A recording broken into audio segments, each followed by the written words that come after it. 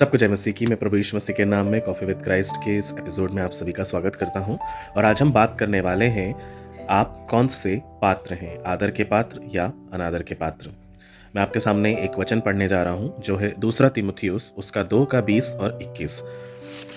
बड़े घर में न केवल सोने चांदी ही के पर काठ और मिट्टी के बर्तन भी होते हैं, कोई कोई आदर और कोई कोई अनादर के लिए। यदि कोई अपने आप को इनसे शुद्ध करेगा तो वह आदर के बर्तन और पवित्र ठहरेगा और स्वामी के काम आएगा और हर भले काम के लिए तैयार होगा। मेरे प्रियो, ये जो पद है ना, ये पौलुस के द्वारा तीमुथियुस को लिखे गए पत्र से लिया गया है, जहां हम मसीही जीवन की पवित्रता और उपयोगिता पर जोर देते हुए इस वचन को पाते हैं। तो हम आइए आज इसको गहराई से समझेंगे कि ये वचन हमें एक्चुअली क्या सिखाना चाहता है।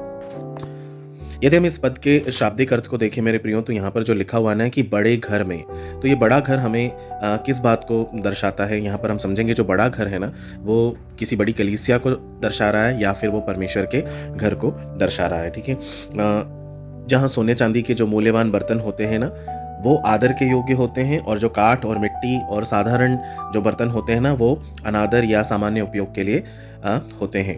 ये बर्तन मानव जीवन का प्रतीक हैं, ये हम भी जानते हैं, क्योंकि कुछ लोग जो हैं वो परमेश्वर के विशेष कार्यों के लिए चुने जाते हैं, जबकि अन्य जो लोग होते हैं वो सांसारिक कार्यों में ही फंसे रह जाते हैं। अब अगर हमें शुद्धिकरण करना है खुद का, तो हम कैसे करेंगे? पद 21 हमें क्या कहता है? यदि कोई व्यक्ति खुद को जितने भी अनादर वाले काम हैं उनसे अगर अपने आप को पवित्र करेगा तो ही वो स्वामी के काम आएगा, हर भले काम के लिए वो तैयार होगा। अब इनसे हमको कैसे खुद को शुद्ध करना है? सारे अनादर के बर्तनों या पापपूर्ण प्रभावों से हमको शुद्ध करना है। जैसे जितने भी हमारे जीवन में गलत काम हैं, गलत बातें हैं, पाप है, या फिर परमेश्वर के कामों से मुंह को मोड़ लेना है, इन तरह के जो काम होते हैं उनसे हमको बचने की कोशिश करना है, जितना हो सके उतना ज़्यादा, ताकि हम अपने आप को और भी अधिकाई से शुद्ध कर सकें। और ये सिर्फ तभी संभव है जब हमारा पाप से अलगाव होगा और हम अपने जीवन में आत्मिक अनुशासन को लेकर आएंगे, और फिर इसके अलावा हम पवित्र आत्मा की सहायता से इसे प्राप्त करते जाएंगे प्रार्थना के साथ, तभी ये संभव हो सकता है। मेरे प्रियो, बाइबल हमें ये पात्र के समान क्यों दर्शाती है? क्यों वो हमें सोने चांदी के पात्र और लकड़ी और काठ के बने हुए पात्रों में ठहरा रही है, या ये हमारा क्यों इस तरह से डाइवर्शन कर रही है? उसका मतलब, उसका जो सीधा जो मतलब है वो ये है कि पुराने समय में क्या होता था, जो भी सोने चांदी के जो पात्र होते थे ना, वो विशेष दावतों के लिए या खासकर परमेश्वर के मंदिर में विशेष कामों के लिए ही इस्तेमाल किए जाते थे। लेकिन जो लकड़ी और काठ के बर्तन होते थे ना, वो केवल अशुद्ध कामों के लिए इस्तेमाल किए जाते थे। उनका दावतों की मेज़ों पर होना या परमेश्वर की परम पवित्र स्थान में उनके होने की कोई जगह नहीं होती थी। इसलिए बाइबल इस तरह का मेटाफर हमारे लिए भी इस्तेमाल करती है कि जो लोग परमेश्वर के द्वारा चुने जाते हैं, वो विशेष कामों के लिए चुने जाते हैं, वे सोने और चांदी के पात्र कहलाते हैं, क्योंकि उनमें पाप नहीं होता। वो किसी तरह से भी पाप में पड़े हुए नहीं होते हैं, बुराइयों से ग्रसित नहीं होते हैं। वो केवल परमेश्वर की इच्छा को पूरा करने के लिए अपने जीवन को पूरी रीति से समर्पित कर देते हैं। लेकिन कुछ लोग जो हैं वो हमेशा सांसारिक बातों में रहते हैं, इवन सेवा भी कर रहे होते हैं तो भी सांसारिकता में लिप्त होते हैं, उलझे हुए होते हैं। ऐसे पात्रों से पौलुस जो है हमें बचने के लिए कह रहे हैं। वो कह रहे हैं कि परमेश्वर तो हमें चाहते हैं कि हमें वो एक उपयोगी पात्र बनाए, वैसा उपयोगी पात्र जो परमेश्वर के परम पवित्र स्थान में रखा जाए और परमेश्वर के विशेष कार्यों के लिए इस्तेमाल किया जाए। लेकिन हम जबरदस्ती खुद के जीवन के लिए हम नहीं चाहते हैं कि हम वैसे पात्र बने। हम लकड़ी और काठ के बने हुए पात्रों के समान ही बने रहना चाहते हैं। और मेरे प्रियो, सबसे जो खास बात है वो ये है कि परमेश्वर कभी भी हम पर जोर जबरदस्ती नहीं करते।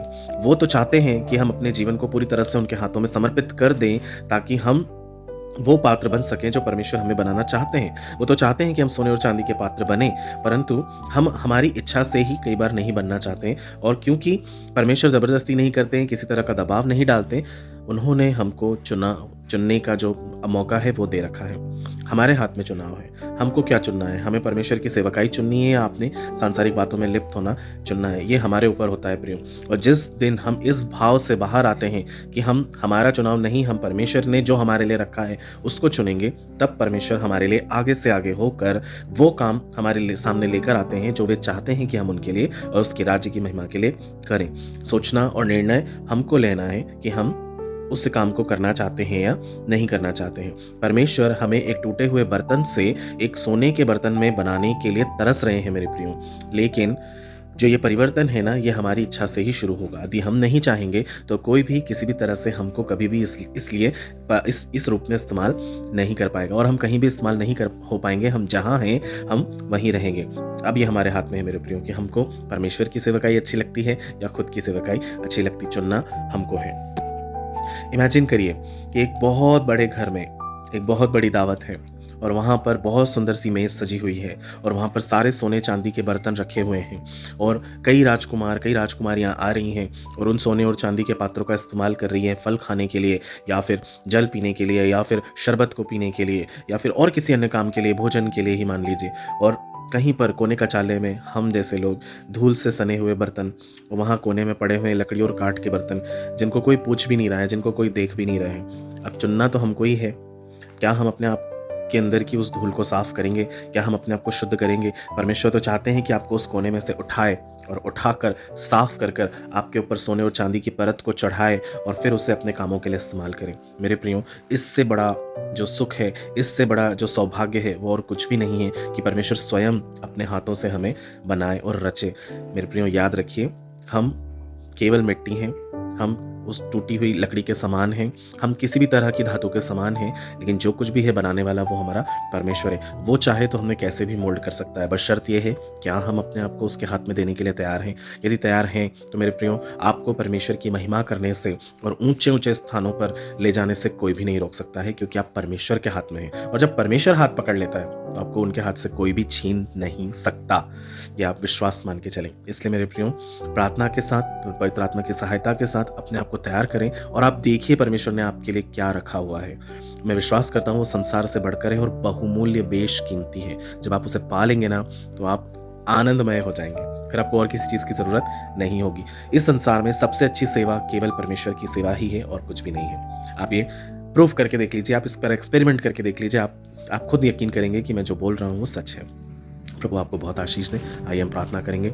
प्यारे पिता परमेश्वर, हम धन्यवाद के साथ एक बार फिर आपके अति पवित्र चरणों में कॉफी विद क्राइस्ट के इस एपिसोड के माध्यम से सारे व्यूवर्स, सारे सब्सक्राइबर्स को, फ्रेंड्स, टीचर्स, कलीग, स्टूडेंट्स को, फ्रेंड्स को, फैमिली मेंबर्स को, चर्च मेंबर्स को पिता, और विश्व भर से जहां से भी जो भी मुझे देख रहा है और सुन रहा है प्रभु जी, उन सबों को मैं आपके नाम से आशीष देता हूं पिता, और विशेष प्रार्थना करता हूं उनके लिए पिता कि आप उन्हें उस पात्र के समान इस्तेमाल करें जो आपके राज्य की महिमा और बढ़ोतरी के लिए होने पाए। पिता, उन्हें दीजिए हम सब अपने अंदर की धूलों को साफ करें, हम सब अपने ऊपर लगे हुए दाग और मैलों को साफ करें परमेश्वर, और आज हम पिता खुद को आपके हाथों में देते हैं। जो कुछ आप हमें बनाना चाहते हैं, जो कुछ आप जिस तरह के पात्र में आप हमें ढालना चाहते हैं पिता, आप हमें बदलिए प्रभु, और हमें अपने महिमा के लिए इस्तेमाल कीजिए, ताकि प्रभु आपका नाम ऊंचा किया जाए और आपके राज्य की महिमा हो। पिता, हमारा जीवन केवल आपकी महिमा के लिए होने पाए। आपने सब कुछ पूरा कर दिया है। प्रभु यीशु मसीह के नाम से इस प्रार्थना को मांगते हैं, दया करके सुनिए और ग्रहण कीजिए।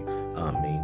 मैं विश्वास करता हूँ मेरे प्रियो, ये वचन आपके जीवन में अद्भुत काम करेगा। ये प्रार्थना आपको वो बनने में सहायता करेगी जो परमेश्वर आपके लिए चाहते हैं। मेरे साथ हर दिन यूं ही बने रहिएगा। हम हर दिन नई बातों को सीखेंगे और परमेश्वर की महिमा में यूं ही आगे बढ़ते रहेंगे। प्रभु आपको बहुत आयत का आशीष दे।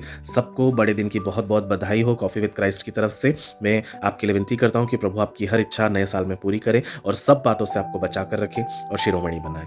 प्रभु आपको आशीष दे। सबको जय मसीह की।